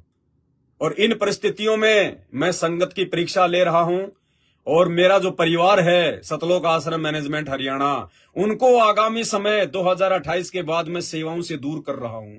वो गंदगी है, वो मेरा साथ नहीं निभा पाएंगे, वो काल के एजेंट हैं। क्योंकि जब ये परमात्मा धरती पर आता है तो काल भी साथ में अपने एजेंट भेजता है उनके आसपास, ताकि वो मार्ग सही प्रकार से ना चले। जैसे 650 साल पहले परमात्मा आए तो काल ने अपना दूत भेज दिया उनके पास में, उनके घर में भेज दिया। कमाल। फिर भगवान ने धर्मदास के माध्यम से अपने पंथ को आगे चलाने की सोची, तो नारायण दास उसके बेटे के रूप में काल भेज दिया। तो इसी प्रकार भाइयों, वर्तमान में सतगुरु रामपाल जी भगवान खुद कबीर परमात्मा धरती पर आए हैं। तो इनके बेटा बेटी, भाई बंधु, रिश्तेदार, ये सब के सब काल के एजेंट हैं, काल के एजेंट हैं। ज्ञानी आत्माएं तो इनके कुकर्मों से समझ जाएंगी, और बाकी जो मूर्ख हैं वो 2028 के बाद समझ जाएंगे, जब परमात्मा सबको साइड में उठा के पटक देंगे। एक नई परमात्मा की सेना तैयार होगी, नए सेवादार होंगे, नया मैनेजमेंट होगा। ये मैनेजमेंट नहीं होगा वर्तमान वाला, ये तो दुश्मन है परमात्मा का, ये तो स्लो पॉइजन है संगत के लिए, सारे उल्टे कुकर्म कर रहा है। तो उल्टी मार्केटिंग इन्होंने की, लेकिन परमात्मा पल पल अपने बच्चे के साथ रहे। कितने लोग आए सात संगतियों में, कितने लोग गए। वो संजय काल का दूत जो आज वो गुरुद्रोही बना हुआ बैठा है, जिसके नाम के साथ मेरा नाम जोड़कर, मुझ पवन दास का नाम जोड़कर ये मैनेजमेंट संगत को भ्रमित करता रहता है। नाम मेरा और फोटो दिखाता है संगत को संजय की कि देखो ये आशीर्वाद दे रहा है, ये 56 प्रकार के भोग खा रहा है। फोटो दिखाएगा संजय की और नाम बताएगा मेरा। इतना दोगलापन इनके अंदर। ये परीक्षा चल रही है। उसके बाद में परमात्मा ने मेरठ में 7 संगतियां शुरू करवाई। मेरठ में भी वो काल के दूत हो गए। उसके बाद परमात्मा ने रामचंद्र जो है वो कानपुर वाला, वो भी काल का दूत हो गया, वो भी भाग गया। उसके बाद कोई पंजाब से आया, वो भाग गया। मध्य प्रदेश से कोई लॉर्ड बुद्धा फाउंडेशन वाले आए, वो भाग गए। फिर साल भर पहले 2-4 और आए थे, वो भी संगत को तोड़ ताड़ के भाग गए। हमारी गाड़ी भी चोरी करके ले गए 24 लाख रुपए की। कोई बात नहीं, परमात्मा ने और दे दी हमारे को, उससे भी अच्छी गाड़ी दे दी भगवान ने। मालिक के घर में किसी बात की कोई कमी नहीं है, कोई घाटा नहीं है। परमात्मा ये देखता है कि मेरे बच्चे सच्ची नीयत से सेवा करें। भगवान पता नहीं क्या कर दे अपने बच्चों के लिए। तो परमात्मा ने सब कुछ परिपूर्ण कर दिया बंदी छोड़ने। मालिक ने इतनी दया कर रखी है इस दास के ऊपर, इस गधे के ऊपर इतनी दया कर रखी है भगवान ने। आज एक जिला कलेक्टर भी इतने आराम से इतनी जो है वो नहीं रहता। एक जिला कलेक्टर को भी दिन में 10-12 घंटे काम करना पड़ता है, तब जाके उसको लाखों की सैलरी मिलती है। इस कुत्ते पर, अपने भगत पर, और वो भगवान तो सब पे करना चाहता है, सब पे। परमात्मा का विधान है, जो पतिव्रता पद पे आ जाएगा, जो अपने गुरु को भगवान मान लेगा, जो अपने दिलो दिमाग से, मन कर्म वचन से छल कपट को निकाल देगा, जो अपने मन से लोभ लालच और स्वार्थों को निकाल देगा, परमात्मा तो सबको राजा का जीवन देगा। राजा का जीवन इसी जीवन में। अरे अगर सतगुरु रामपाल जी भगवान के भगत अगर खुश नहीं होंगे, सुखी नहीं होंगे, धन धान्य से परिपूर्ण नहीं होंगे, तो कौन होगा। लेकिन जो लोग नहीं हो पा रहे हैं, अभी उनमें कमियां हैं, तो वो लोग अपनी कमियों को देखे कि क्या कमी है। दूसरों के सुखों को देखकर जलो मत भाई, ईर्ष्या मत करो, और नीचे जाओगे, और नीचे जाओगे। तो इस पवनदास को परमात्मा ने संगत में एक उदाहरण बताया, एक मालिक ने एक एग्जाम्पल बनाया। 650 साल पहले परमात्मा ने 64 लाख भक्तों की परीक्षा लेने के लिए एक वेश्या को निमित्त बनाया, गणिका बहन को निमित्त बनाया। और वर्तमान इस कलयुग की बिचली पीढ़ी में संगत की परीक्षा लेने के लिए परमात्मा ने इस पवन दास को निमित्त बनाया है। इस पवन कुत्ते को खड़ा किया है संगत की परीक्षा के लिए। और ये लाखों की संगत है। अरे सतगुरु रामपाल जी भगवान को तो क्या जानेगी ये संगत, क्या पहचानेगी ये संगत। इस भगवान की पहचान 24 घंटे कान के मोबाइल लगा के सत्संग सुनने से नहीं होती है। इस भगवान की पहचान पिछले संस्कारों से, वर्तमान में उनके आशीर्वाद से होती है। अरे जो संगत अपने जैसे एक जीव को नहीं समझ पा रही, मेरे हजारों के तादाद में वीडियो संगत में जा चुके हैं। फेसबुक पर मेरा पेज है पवन दास इज लाइव, हजारों वीडियो संगत देख चुकी है। उसके बावजूद संगत अपने जैसे 2 कोटि के जीव की पहचान नहीं कर पा रही, इस पवन दास को नहीं पहचान पा रही, तो अपने भगवान को क्या खाक पहचानेगी। अरे ये लाखों की संगत एक गुरुद्रोही की परिभाषा को नहीं पहचान पा रही, और जिस भगवान पर देशद्रोह की परिभाषा लगी हुई है, धारा लगी हुई है, उसको ये मूर्ख संगत क्या समझेगी, जिंदगी में नहीं समझेगी। भगवान को पहचानने से पहले उसके भगत को पहचानो, उसके भगत को जानो। पहले 7 संगति के वीडियो देखो, उसके बाद वो भगवान पहचान में आएगा। तुम्हारे मन में तो राग द्वेष ईर्ष्या छल कपट भरा पड़ा है, तुम्हारी बुद्धि काल ने ऑफ कर रखी है। और ऐसी नीच आत्माओं के पास में गुरुदेव भगवान 1 सेकंड भी नहीं रुकते, 1 सेकंड भी। इसीलिए तो भाई 7 संगत से जुड़े हुए भगत भाई बहनों के आचार विचार व्यवहार बोलचाल में, और सतलोक आश्रम मैनेजमेंट हरियाणा से जुड़े हुए और साध संगति से टूटकर काल प्रेरित होकर जा चुके लोगों के आचार विचार व्यवहार बोलचाल में रात दिन का अंतर है। तो भाई और बहनों, मेरा कहने का मतलब सिर्फ इतना है, आने वाले समय में जब गुरुदेव जेल से बाहर आ जाएंगे, उस समय तो सब कुछ क्लियर हो ही जाएगा कि ये परमात्मा की लीला चल रही है, ये परीक्षा चल रही है संगत की। लेकिन उस समय उन लोगों का किसी भी प्रकार से कोई भी बचाव नहीं हो पाएगा। वो लोग परमात्मा के हृदय में जगह नहीं बना पाएंगे जो लोग वर्तमान में साथ संगति से जुड़कर इस पूरे खेल को नहीं समझ पाएंगे। तो काल हर प्रकार से कोशिश करेगा साथ संगत से जुड़े हुए भाई बहनों को तोड़ने की, और इसीलिए परमात्मा ने इस पवन दास को निमित्त बनाया है कि दास हर संभव, हर पॉइंट पे, हर विषय पर अपने भगत भाई बहनों को लाइव आकर या वीडियो बनाकर हमेशा समझाता रहता है। और जो दृढ़ आत्माएं हैं जिनकी समझ में आ चुकी है, उन आत्माओं को कोई दूसरा व्यक्ति भ्रमित नहीं कर सकता किसी भी प्रकार से, किसी भी तरह से। तो ऐसे ही जो रामचंद्र जी हैं कानपुर वाले, अब वो क्या करते हैं, ये लोग ये घटिया नीतियां अपनाते हैं। इनके पास और तो कोई चारा है नहीं, लोग इनसे जुड़ते नहीं। हमारे वीडियो देख देख के राग द्वेष ईर्ष्या में ये जो है मतलब जलते जा रहे हैं। तो ये क्या करते हैं, हम लोग व्हाट्सएप के जो ग्रुप बना रखे हैं 2 4 5, जिनमें हजारों भाई बहन जुड़े हुए हैं, तो ये क्या करते हैं, क्योंकि काल के लोग तो ऐसा ही करते हैं, छल कपट का सहारा लेते हैं। उनके पास ऐसा कोई ज्ञान तो है नहीं, ऐसी कोई समझ तो परमात्मा की जो है तरफ से उनको जो है मिली हुई नहीं है कि वो अपने वचनों से वो परमात्मा के ज्ञान के ऊपर साध संगतियां करके संगत को जो है वो प्रभावित कर सके। ऐसा उनके पास में कुछ है नहीं, ऐसी कोई योग्यता उनके पास में है नहीं। उनकी वाणी में, उनके शब्द में वो पावर, वो शक्ति भगवान ने दी नहीं, तो वो छल कपट का सहारा लेते हैं। तो व्हाट्सएप के ग्रुपों में जुड़ के साध संगति का लोगो लगा के और व्हाट्सएप के ग्रुपों में जुड़कर फिर सारे नंबर निकालेंगे, अपनी आंखें खराब करेंगे, अपना समय बर्बाद करते हैं बैठ के हैं। 1-2 दिन में हजारों नंबर अपने मोबाइल में टाइप करेंगे, फिर नया ग्रुप बनाएंगे मुझ पवन दास के नाम से, साध संगति के नाम से व्हाट्सएप पे नया ग्रुप बनाएंगे, उन सभी भाई बहनों को उस ग्रुप में जोड़ेंगे और फिर उनका एक ही मकसद होता है कि पवन दास के खिलाफ झूठ साच पेश करो, ऑडियो वीडियो पवन दास के खिलाफ झूठे साचे लिख लिख के और लोगों को भ्रमित करो। भाई देखो, मैं बहुत बार ये क्लियर कर चुका हूं, आप लोगों का समय भी बहुत ज्यादा कीमती होता है, इसलिए मैं ज्यादा समय आपका भी बर्बाद नहीं करता हूं परमात्मा की ज्ञान चर्चा के अलावा। देखो, मुझे इन बातों से कोई फर्क नहीं पड़ता है। 1-2 भगत भाई बहन होते हैं जो नए नए साथ संगति से जुड़ते हैं, जो उन लोगों की काल प्रेरित हरकतों के विषय में वो पहले से वो परिचित नहीं होते हैं। वो दास के पास में भेज देते हैं कि भगत जी ये कोई निकम्मा आदमी है, पता नहीं हमें व्हाट्सएप के ग्रुपों में जोड़ के फालतू की बकवाद भेज रहा है। तो भाई देखो, एक चीज मैं क्लियर करना चाहता हूं और बार बार मैं क्लियर भी कर चुका हूं। भाई देखो, मुझे भगवान ने जिस काम के लिए खड़ा किया है वो काम है ज्ञान आधार से भगत भाई बहनों से साध संगति के माध्यम से चर्चा करना, परमात्मा के सत्संगों का निष्कर्ष निकाल के उनके आशीर्वाद से आप भाई बहनों तक पहुंचाना, ताकि हमारी आत्मा जो है दृढ़ हो जाए, गुरुदेव के प्रति हमारा विश्वास दृढ़ होता चला जाए, भक्ति मार्ग में हमारे में दृढ़ता आए, हम किसी और की पूजा पाठ के चक्कर में ना पड़े, हमें कोई भी व्यक्ति मर्यादाओं से दूर ना कर सके।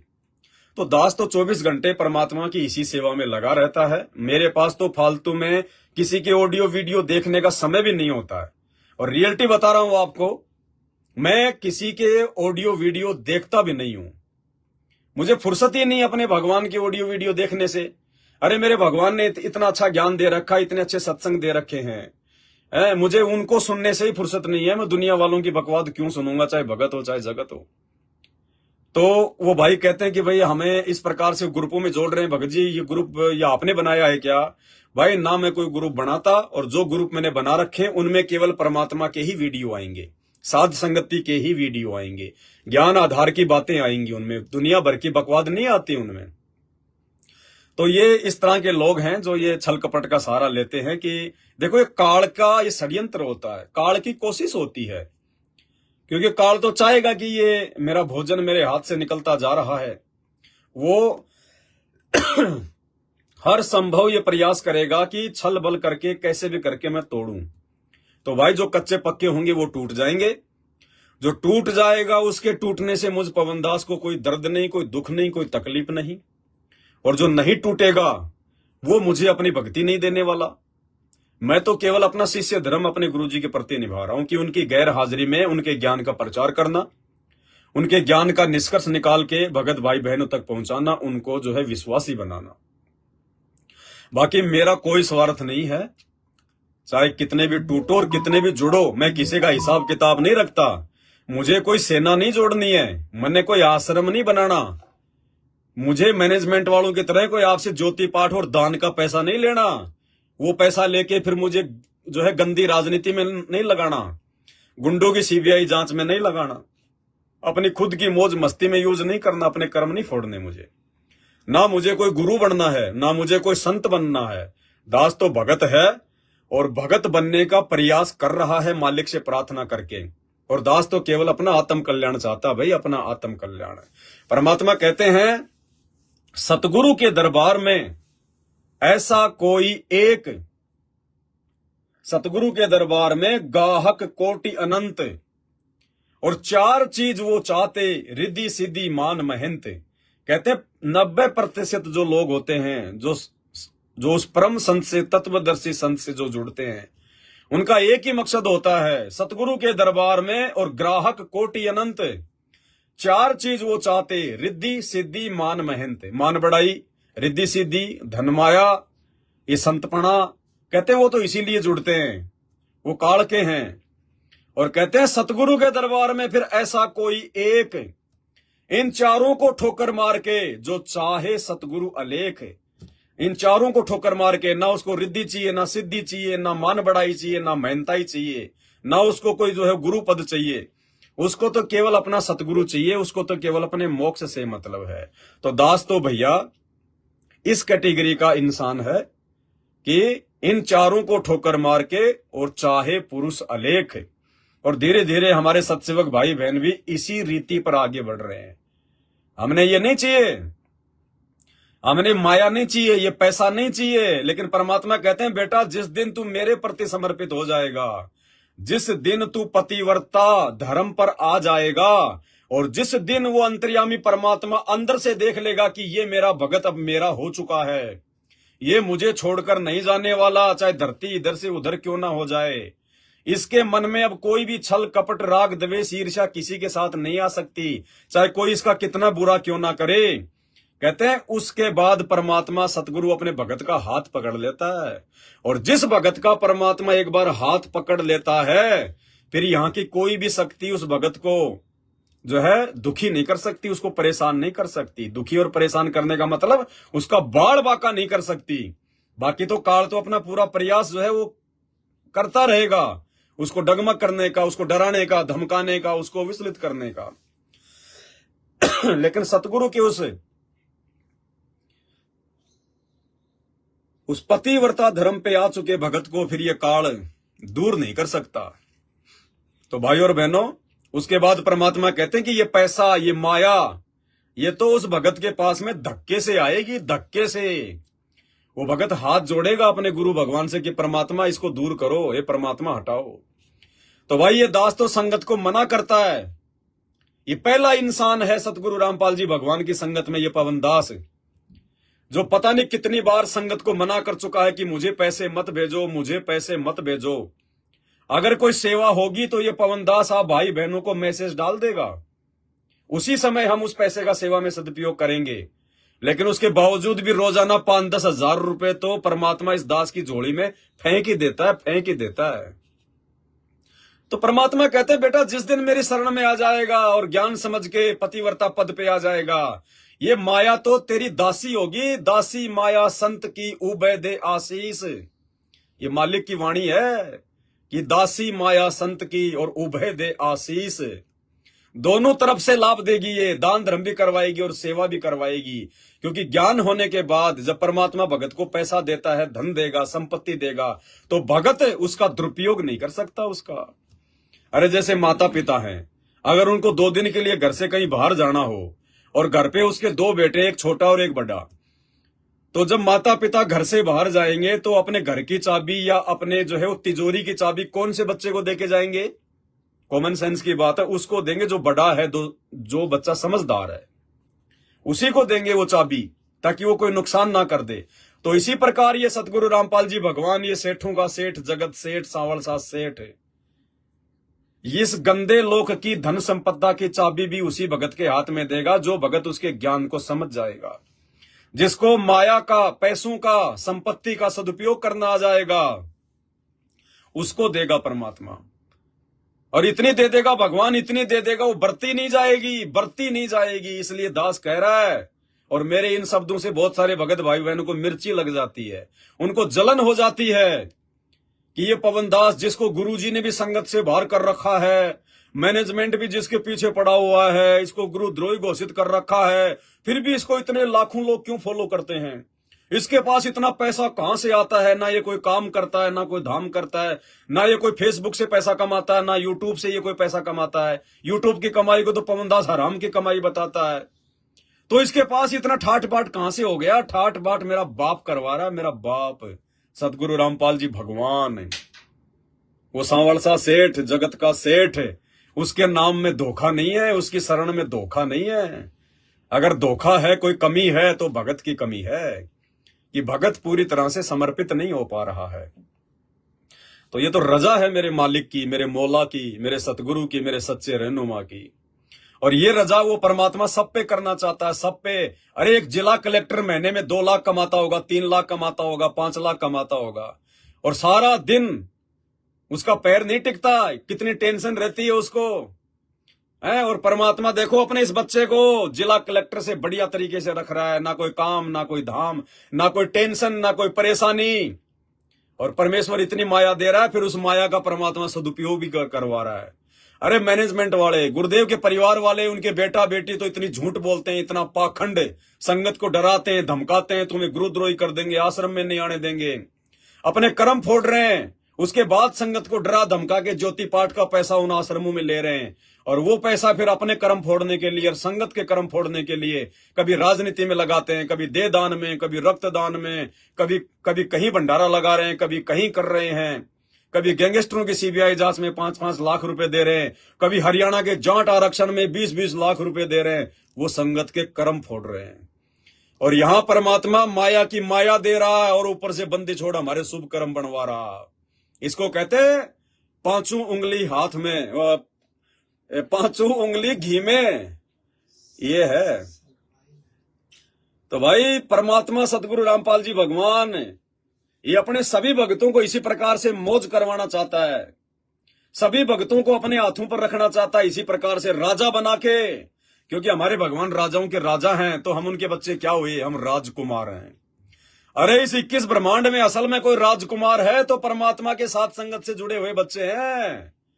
तो राजकुमार को, जिसका बाप राजा सम्राटों का सम्राट हो, उसका बाप कभी अपने शहजादे को, अपनी शहजादियों को, अपने राजकुमारों को, अपनी राजकुमारियों को वो किसी चीज के भरोसे नहीं रहने देता, अपने पलकों पे रखता है, अपने हाथों पर। ये दुनिया जले तो जले, मिर्ची लगे तो लगे, वो ऐसे मर जाएंगे। वो एक गाड़ियों पे लिखा होता है ना, चलती है गाड़ी, उड़ती है धूल, जलते हैं दुश्मन, खिलते हैं फूल। तो भाई वो जलते रहेंगे, और हमें वो परमात्मा इसी प्रकार से निरंतर भक्ति मार्ग पर आगे बढ़ाते रहेंगे। और इस दास को परमात्मा ने टेंशन फ्री, हर प्रकार से टेंशन फ्री इसीलिए रखा हुआ है कि बेटा तेरे को ना तेरे खाने की चिंता होने दूंगा, ना तुझे जिंदगी में कभी हॉस्पिटल जाने दूंगा, ना किसी दुर्घटना में मरने दूंगा। तेरा किसी प्रकार से कोई भी व्यक्ति चाहेगा तेरा वो अहित नहीं कर पाएगा, कोई भी जो है तेरा मतलब की बुरा नहीं कर पाएगा तेरा। बस तू मेरी मर्यादा में रहना, और तेरे को जो मैंने टेंशन फ्री छोड़ दिया है, ना तुझे पैसों की चिंता, ना तुझे खाने पीने की चिंता, गाड़ी घोड़े मैंने तेरे को तेरी औकात से बढ़ के दे दिए, मोबाइल सोबाइल हर प्रकार की चीजें। ये देखो भाई और बहनों, परमात्मा की दया है, लेकिन मालिक को पता है कि मेरा बच्चा इनका सदुपयोग करेगा। जिस मोबाइल से दास लाइव आ रहा है, परमात्मा ने एप्पल का लेटेस्ट फोन दिलवा रखा है, साथ में ये S24 सैमसंग का सबसे ऊंचा फोन 1.5 लाख का, साथ में ये OnePlus का 12 Pro Max सबसे हाई फाई, वीवो का सबसे हाई फाई। अरे कितने परमात्मा ने दे रखे हैं, लेकिन इनका सदुपयोग करता है दास। इन चारों फोनों में दिन रात परमात्मा की सेवा चलती है। दास के बच्चों को परमात्मा ने आईफोन दिलवा रखे डेढ़ जो मतलब लाख रुपए के, लेकिन मौज मस्ती के लिए नहीं दे रखे। वो बच्चे सेवा करते हैं उसमें परमात्मा की। दास जितने भी वीडियो बनाता उनको एडिट करना, 2-2 लाख रुपए के लैपटॉप दे रखे हैं, एलईडी बोर्ड दे रखा है परमात्मा ने 3-3 लाख रुपए का, 30-30 लाख रुपए की दास को भगवान ने जो मतलब की गाड़ी दे रखी है। क्यों? किसी को ठगा नहीं, किसी को लूटा नहीं, झूठ बोल के नहीं लेते, परमात्मा दिलवाता है। अरे मैनेजमेंट वालों ने मुकदमा करके हमारे मोबाइल छीन लिए, पहले हमारी 24 लाख की टाटा सफारी गाड़ी छीन ली, और मैनेजमेंट वाले हमारे 10 लाख रुपए ले गए उठा के, जिस भगत को मैंने दिए हुए थे, जो बंबई का था रामदास, गद्दारी करके 10 लाख रुपए ले गया। वो पता नहीं अपना धंधा खोल लिया उसने, क्या कर लिया। और जैसे दास जेल से बाहर आया, परमात्मा के बच्चों ने हाथ खुले कर दिए, भगत जी टेंशन नहीं लेने का। कोई 5 लाख रुपए का चेक दे रहा है, कोई 10 लाख रुपए का चेक दे रहा है, कोई लाख रुपए दे रहा है, कोई 50,000 रुपए डाल रहा है। परमात्मा की दया, बंदी छोड़ की दया। मालिक कहते हैं आप पे आवे रत्न बराबर और मांगिया आवे लोहा। तो बिना मांगे देता है परमात्मा अपने बच्चे को, बिना मांगे राजा की तरह रखता है परमात्मा। क्यों? क्योंकि परमात्मा ने देख लिया कि ये मेरा राजकुमार है, ये मेरे प्रति समर्पित हो चुका है। धरती इधर से उधर हो जाएगी, लेकिन मेरा ये बच्चा मेरे से दूर नहीं हो सकता। अपने भगत भाई बहनों को ये कुशिक्षा नहीं दे सकता। अपने स्वार्थ के लिए ये पवन दास अपने भगत भाई बहनों को ठग नहीं सकता। ये झूठ नहीं बोलेगा, छल कपट नहीं करेगा। और इस पवन दास को कोई टेंशन नहीं है, कोई चिंता नहीं है। आज अगर भगवान इसको राजा की तरह रख रहा है, और कल को यदि भगवान इसकी परीक्षा लेने के लिए अगर इसका रोड पे सामान पटक देगा, तो उस समय भी ये रंग का बंका की तरह भगवान की महिमा करेगा। वो झोपड़ी जल गई तो जल गई, झोपड़ी की चिंता नहीं करेगा। ये रोड पर भी बैठ के भगवान की साथ संगति करेगा, मोबाइल में लाइव आके भाई बहनों को समझाएगा, अपनी दुख तकलीफ नहीं रोएगा। इसलिए भाई वो अंतर्यामी भगवान है, समर्पित हो जाओ उसके प्रति। और ये तो कुछ नहीं, जब जब उस भगवान ने ये दुनिया वालों को, हमें तो दे क्या दिया, हमें पास तो है ही क्या, हमारी औकात से बढ़कर दे दिया जो भी है वो। अरे ये दुनिया वाले जिनकी अरबों खरबों की संपत्ति है, 10-10 लाख करोड़ की जिनकी संपत्ति है, जो भगवान के नजदीक भी नहीं है, अगले जन्म में जो गधे कुत्ते सुअर बनने की तैयारी कर रहे हैं, दिन रात अपने वो कर्म फोड़ रहे हैं, 100-100 करोड़ रुपए जो अपने बच्चों की शादियों में बर्बाद कर रहे हैं, अगले जन्म में जो 84 लाख योनियों में जाना है जिनको, उनको भी तो भगवान दे रहा है। उनको कौन दे रहा है? उनका बाप दादा दे रहा है क्या? अरे उनको भी तो उनके पिछले जन्मों की भक्ति के कारण वो परमात्मा सदगुरु रामपाल जी भगवान ही दे रहा है। तो जब परमात्मा उन ज्ञानहीन जगत वालों को दे रहा है, अरबों खरबों दे रहा है, तो अपने भक्ति करने वाले बच्चों के लिए परमात्मा कोई कमी छोड़ेगा क्या? इसलिए दास की विनती है, दास की प्रार्थना है, मुझ पवन दास से ईर्ष्या करने का मतलब है सतगुरु रामपाल जी भगवान से दूर होना। ये नोट कर लेना भाई।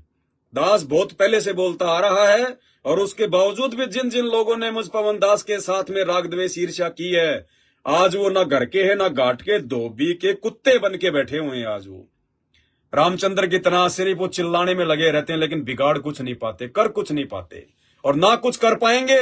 वो चिल्ला चिल्ला कर ही जो है वो मर जाएंगे। इसलिए भाई बहनों से मेरी प्रार्थना है। कुछ भाई बहन कह रहे थे कि भगत जी थोड़ा सा बताओ उसके बारे में, तो दास भाई किसी के बारे में कुछ नहीं बताएगा। दास केवल वो बताएगा जो बातें बताने के लिए मेरा गुरुदेव भगवान मुझे आदेशित करता है। मुझ पवन दास को ये मानव शरीर, ये किसी 2 कोटि के जीव के बारे में जानकारी देने के लिए नहीं मिला है। ये फालतू के लोगों की लाइव आके भगवान ने जो साधन दिए मोबाइल, ये भगवान की सेवा के लिए, उन फालतू के लोगों की चर्चा के लिए नहीं है भाई। इसलिए भाई और बहनों, जिसने टिकना है टिको, जिसने नहीं टिकना वो चाहे आज ही जाओ छोड़ छाड़ के। पवन दास तो 8 साल से यही कहता आया है, भैया मुझे किसी की आवश्यकता नहीं है, मुझे भगवान मिल गया, भक्ति मिल गई, मैं तो अपना शिष्य धर्म निभा रहा हूं, आप भाई बहनों के साथ मिल बैठ के साथ संगति करके। बाकी मेरा कोई स्वार्थ नहीं है, मुझे कोई लोभ नहीं है, मुझे कोई लालच नहीं है, ना मुझे कोई गुरु बनना, ना मुझे कोई आश्रम खोलना, कुछ नहीं करना। आज भगवान अगर राजा की तरह रख रहा है तो राजा की तरह रह रहा हूं, लेकिन अपना धर्म, अपनी भक्ति, अपनी सेवा नहीं भूल रहा। और कल को भगवान अगर रोड पे रखेगा तो ये दास रोड पर भी आपको इतना ही जो अमल की प्रसन्न जो है वो नजर आएगा, इतना ही आपको जो है वो खुश नजर आएगा। जो राखूं त्यों ही रहूं हमरा के चारा, और खाने जाद खरीद हूं, ये सतगुरु मैं गुलाम तुम्हारा। दास के तो ये भाव है, ये भाव रहेंगे भाई। और जो भगत, जो व्यक्ति अपने आप को इस प्रकार से ज्ञान आधार से अपने गुरुदेव के रंग में रंग लेता है, फिर परमात्मा उसको रोड पे नहीं आने देता। परमात्मा तो उसको दिन ब दिन ऊपर ही ऊपर, ऊपर ही ऊपर, ऊपर ही ऊपर। तो भाई और बहनों, ये ज्ञान आधार की भक्ति है। और ये राग द्वेष ईर्ष्या करना, ये काल का षड्यंत्र है।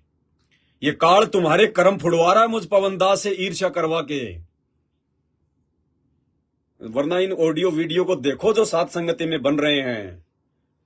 ये कौन बना सकता है भगवान के आशीर्वाद के बिना? ये सतगुरु रामपाल जी भगवान के आशीर्वाद के बिना तुम्हारा बॉलीवुड का, हॉलीवुड का अरबों खरबों रुपए लगा के भी ये वीडियो नहीं बना सकता। वो बकवाद बना सकते हैं, वो तड़क भड़क नंगे गाने, नंगी फोटोएं, उल्टे सीधे ड्रामे बाजी, दुनिया को बर्बाद कर सकते हैं वो लोग फिल्मों के नाम पे। ये साध संगति के जो वीडियो बन रहे हैं ज्ञान आधार से, जो आत्मा की खुराक है, वो तो मन की खुराक है। और ये साध संगति की वीडियो आत्मा की खुराक है। एक एक वीडियो अरबों खरबों का है, अरबों खरबों का कीमत नहीं है। 3 लोक भी अगर तोल दो तो भी पवनदास के एक वीडियो के बराबर नहीं है। क्योंकि ये सतगुरु रामपाल जी भगवान के सत्संगों पर आधारित हैं।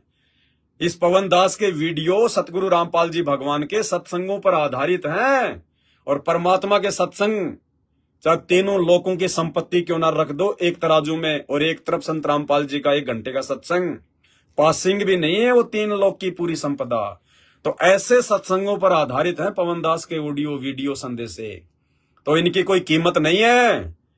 आने वाले समय में 2028 के बाद यूट्यूब पर यदि कोई कुछ देखेगा तो या तो संत रामपाल जी के सत्संग देखेगा या फिर इस पवनदास के साथ संगति वाले वीडियो देखेगा। क्योंकि फालतू की बकवाद फिर कोई देखेगा ही नहीं। जो भी देखेगा अपने भगवान से संबंधित देखेगा, और भगवान से संबंधित केवल पवनदास के वीडियो हैं और कुछ नहीं है। क्योंकि कोई भगत बना ही नहीं रहा ज्ञान आधार से वीडियो। लाखों की संगत है, लाखों की संगत में भगवान ने इस कुत्ते पर दया बख्शी है कि कई हजारों की संख्या में पिछले 8 वर्षों से साथ संगति में ज्ञान आधार से वीडियो बने हैं। क्योंकि ये साथ संगति के वीडियो गुरु जी के ज्ञान पे भगत को जो है दृढ़ करते हैं। ये परमात्मा का एक सुनियोजित एक खेल है, लीला है ये परमात्मा की। तो आने वाले समय में 2028 के बाद, क्योंकि बाकी बकवादें तो सब समाप्त हो ही जाएंगी, 28 तक पूरे दुनिया का नींबू सा निचड़ लेगा। सबको अपनी औकात का पता चल जाएगा। धनवानों को अपनी औकात का पता चल जाएगा, राजनेताओं को अपनी औकात का पता चल जाएगा, बॉलीवुड को, सभी जो बिजनेसमैन है सबको अपनी औकात का पता चल जाएगा। हर प्रकार से इंसान मजबूर हो जाएगा, विवश हो जाएगा संत रामपाल जी को भगवान मानने के लिए। और उसके बाद उनके नियम है, ये फिल्में, TV serial, match, cartoon, Bollywood, Hollywood ये नहीं देखना। तो कौन देखेगा ये बकवादें? ना कोई यूट्यूब पे देखेगा, ना कोई फेसबुक पे देखेगा। तो उसके बाद क्या देखेंगे वो? संत रामपाल जी के सत्संग। और सत्संगों के ऊपर दृढ़ बनाने के लिए साध संगति के वीडियो, और दूसरी कोई चीज नहीं चलेगी। ये नोट कर लेना, ये चीजें आज नोट कर लियो। तो भाई इस पवनदास, इस कुत्ते से, क्योंकि मुझ पर परमात्मा का मेहर है, आशीर्वाद है। दुनिया चाहे मेरी दुश्मन बन जाए, मेरी कितना ही जो है मेरे से नाराज हो जाए, लेकिन मेरे ऊपर सतगुरु राजी है, सतगुरु। और जिसके ऊपर उसका गुरु राजी है, उसका गुरु मेहरबान है, तो दुनिया उसका कुछ नहीं बिगाड़ सकती। अरे काल उसका कुछ नहीं बिगाड़ सकता। तो ये दुनिया तो काल के अधीन है, वो क्या बिगाड़ लेगी? तो भाई पवनदास से राग द्वेष ईर्ष्या करने का मतलब है अपनी कब्र खुद खोदना, अपनी कब्र खोदना। ये नोट करके रख लेना। दास आया तो कोई शंका के समाधान के लिए था जो भगत भाई बहनों ने भेजी थी, लेकिन अभी बीच में एक भाई का कोई मैसेज आ गया था व्हाट्सएप पे, इसलिए दास ने थोड़ा सा भाई बहनों को ये बातें बताना ये उचित है। तो कोई बात नहीं भाई और बहनों, इसलिए दास की प्रार्थना है फालतू की बकवादों में हमें ध्यान नहीं देना है। काल तो हमारे को डिस्टर्ब करने का पूरा प्रयास करेगा। आप अब देखो वो डिस्टर्ब भी कर रहा है। व्हाट्सएप के ग्रुपों में झूठा सत्सेवक बन के जुड़कर वहां से नंबर निकाल के अपना कितना समय बर्बाद कर रहा है नालायक। फिर नया ग्रुप बना के मेरे नाम से फिर आप लोगों को जोड़ के फिर मैसेज डाल रहा है मेरे खिलाफ। तो ये परीक्षा होती है, ये परीक्षा चल रही है। आप में से कितने लोग डगमग होंगे, कितने लोग टूटेंगे? तो भाई इसमें पवनदास का कोई रोल नहीं है। पवन दास किसी के खिलाफ कुछ नहीं बोलेगा, ना उनके वीडियो पे मैं कोई मतलब वीडियो बनाऊंगा, क्योंकि मैं परमात्मा के दिए गए इन साधनों का दुरुपयोग नहीं कर सकता फालतू के लोगों के ऑडियो वीडियो के ऊपर जो मतलब की चर्चाएं करके। मुझे भगवान की महिमा के लिए जीभ मिली है, भगवान की महिमा के लिए मुझे मोबाइल सोबाइल ये सारी चीजें मिली हैं, और ये सारी चीजें भगवान ने अपने बच्चों की सेवाओं से उपलब्ध करवाई है। तो भाई उन भगवान के उन भक्तों के वो कर्म नहीं फोड़ सकता मैं। एक बहुत बड़ी जिम्मेदारी इस दास को दी है। मेरे यहां से अगर एक भी कोई गलत काम होता है तो अकेले मेरे कर्म नहीं फूटते, लाखों साथ संगत से जुड़े हुए भगत भाई बहनों के कर्म फूटते हैं। इसलिए दास को गुरुदेव के आशीर्वाद से विशेष सावधानी से चलना पड़ता है। इसलिए परमात्मा कहते हैं सिंह सूरमा शेर है। जो भगवान का भगत होता ना वो सिंह होता है, सिंह शेर सूरमा।